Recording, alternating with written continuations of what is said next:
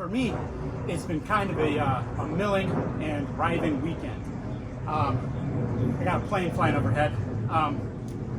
But I was milling a white oak that I've been at for a couple months, and the guy's house, the guy's place that I was milling it at, it still had the stump right next to the log, and he was real anxious to get that stump ground just to schedule it with the tree guy.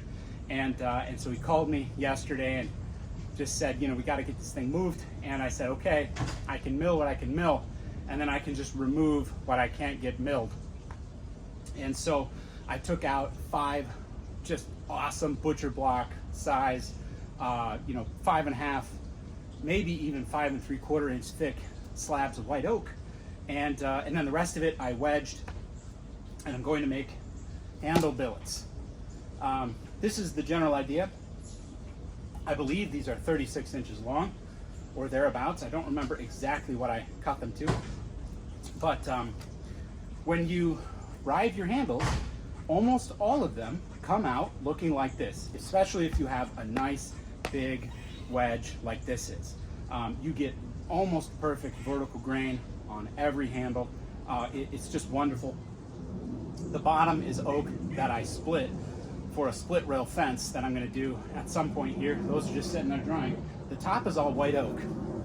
So I have 1, 2, 3, 4, 5, 6, 7, 8, 9, 10, 13, 14, 15, 16, 17, 18, 19. So I have 19 handle billets, full-size axe billets, and some of them I think are big enough that I probably should split them down the middle again. So I should end up with enough white oak handles to last me and my kids everybody's lifetime. But I am still new to this riving game, and so if you have a lot of heartburn over anything that I'm doing here, what I want you to do is I learned everything that I know about riving axe handle blanks, billets, from Brian over at Ethical Axe. So if you're just furious enough to flame me in my comments, go over to his YouTube channel and leave your comment there.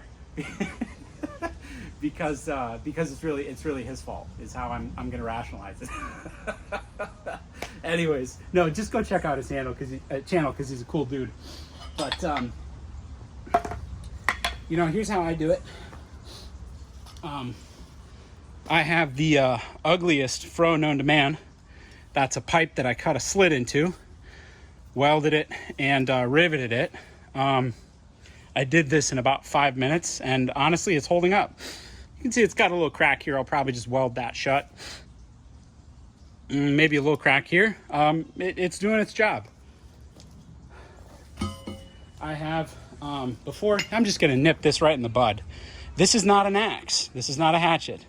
This is a starting wedge with a handle. This is a Harbor Freight special. I think I paid $6 for this, maybe 7. This is a starting wedge with a handle. So I beat on it with a sledgehammer, and the steel is actually holding up fairly well, and so is the eye. A starting wedge would run me at some places for a nice one over $100, maybe even $200. This is 7. I don't care if the eye mushrooms or the pole mushrooms. In fact, I'm counting on it too. And then if things get really hairy, I have 2 varieties of metal wedges. I have sort of a thin, tall one and a short, fat one.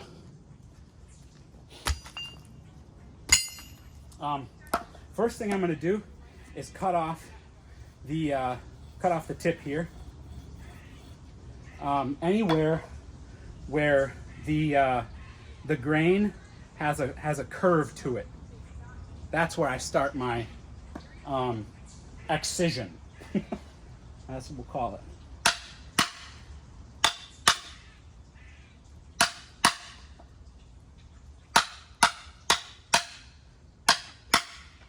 All right. So you can see there's my line. And this is hopefully going to split off nice, but the hardest split is this one right here. Everything after this goes nice.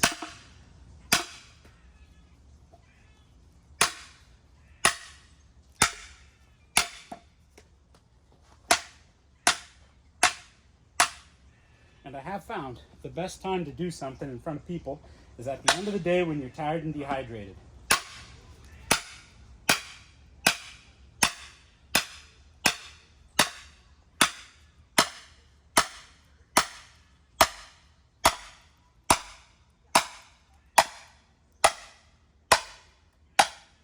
Wow, that is just in there.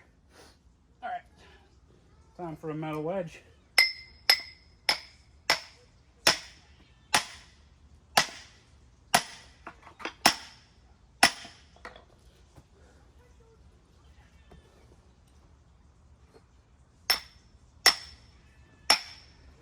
Da-da, da-da-da-da.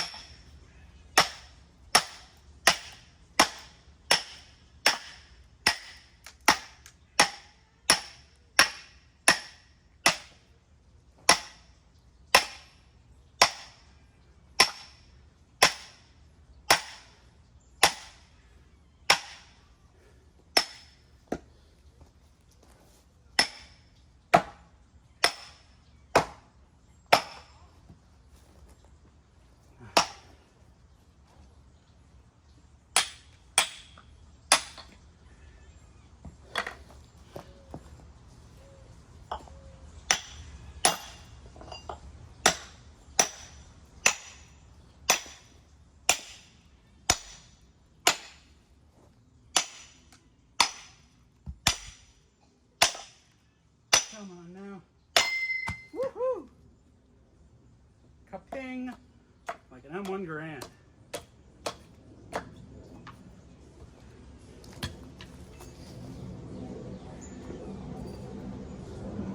Oh, there's a big knot there.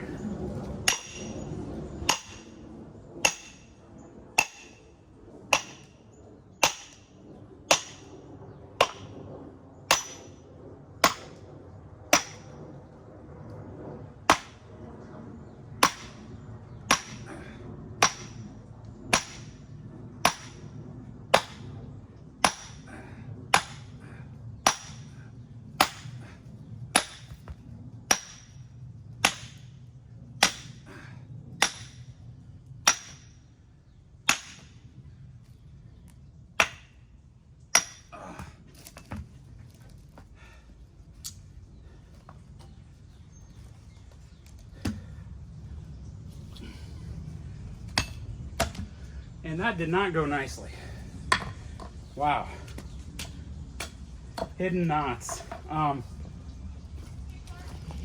you couldn't see them from the outside, but there's a big one here, big one here, big one here. That piece didn't want to go.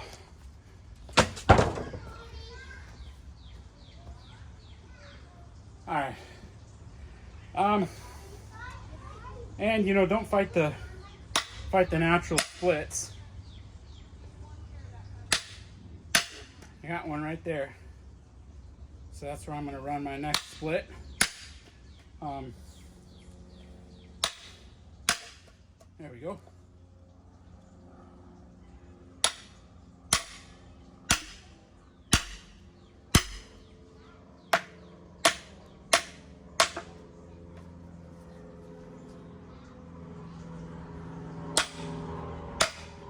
Awesome. I do like to be sure that I get over the edge. There we go.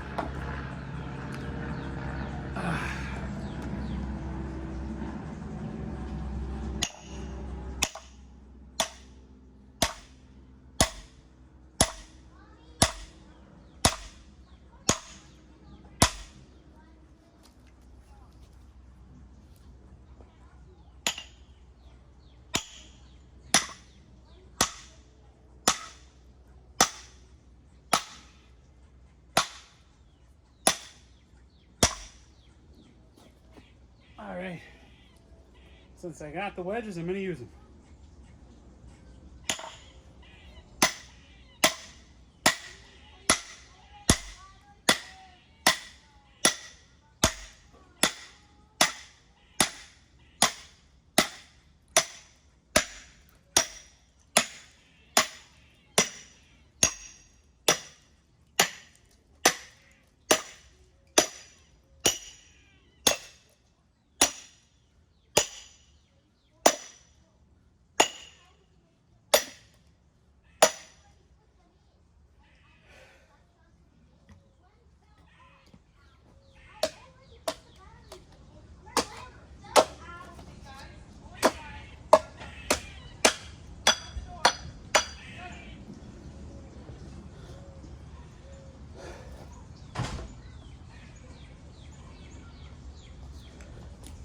Nope.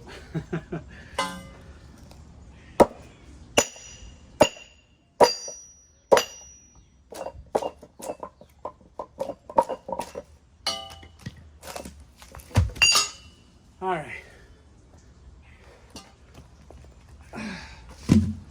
There's one.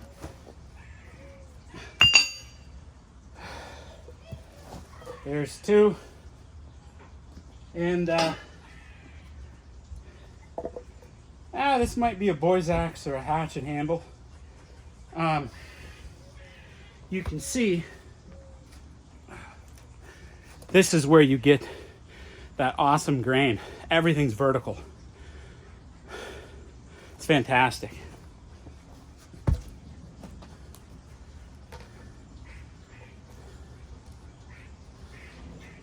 Come on, I lost my nice spot there. All right, so I'm gonna try to get this in thirds. Probably go maybe here.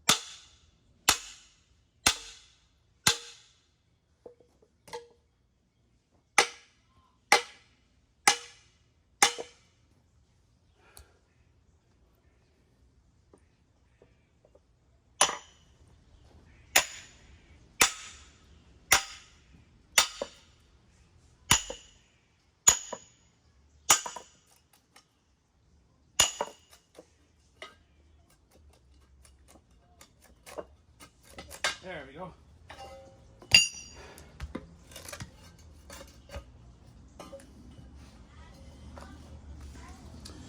So this will be okay. Oh. And then this one's big enough. I'm gonna split it in two again.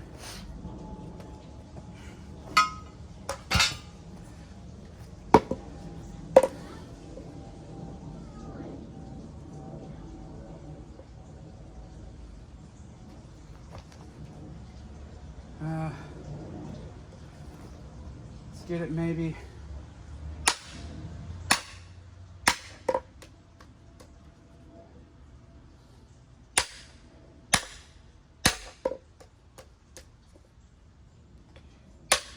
Jeez Louise. All right.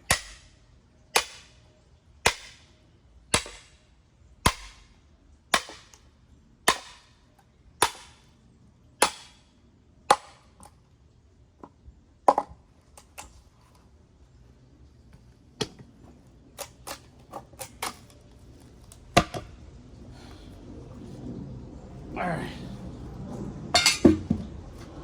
Then we can split this guy right down the middle.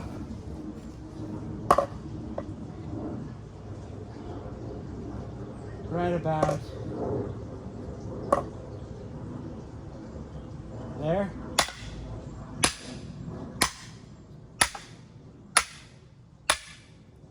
Whoa! That one just about bit me on the way down.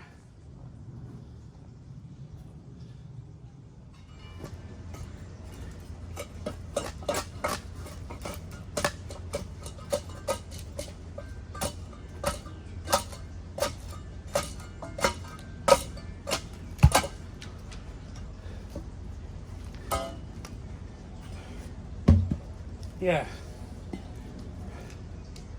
It's another decent one here.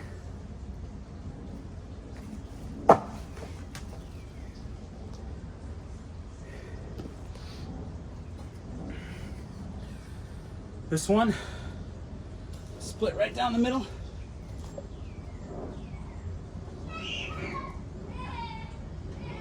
Uh-oh.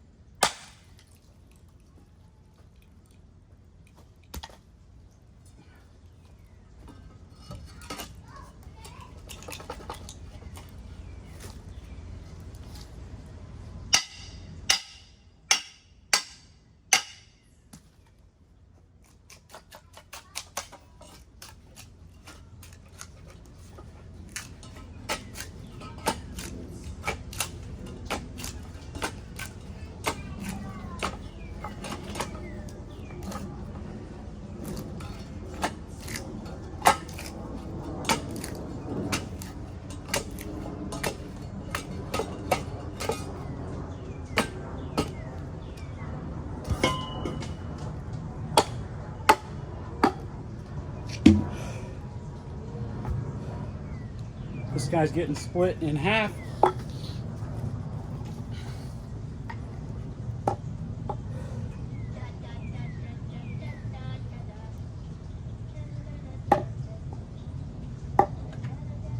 That half there. There we go.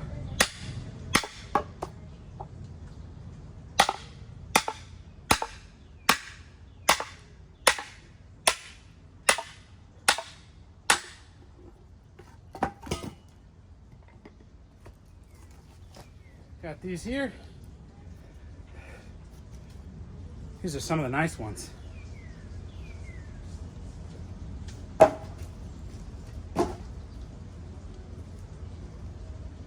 All right, last one.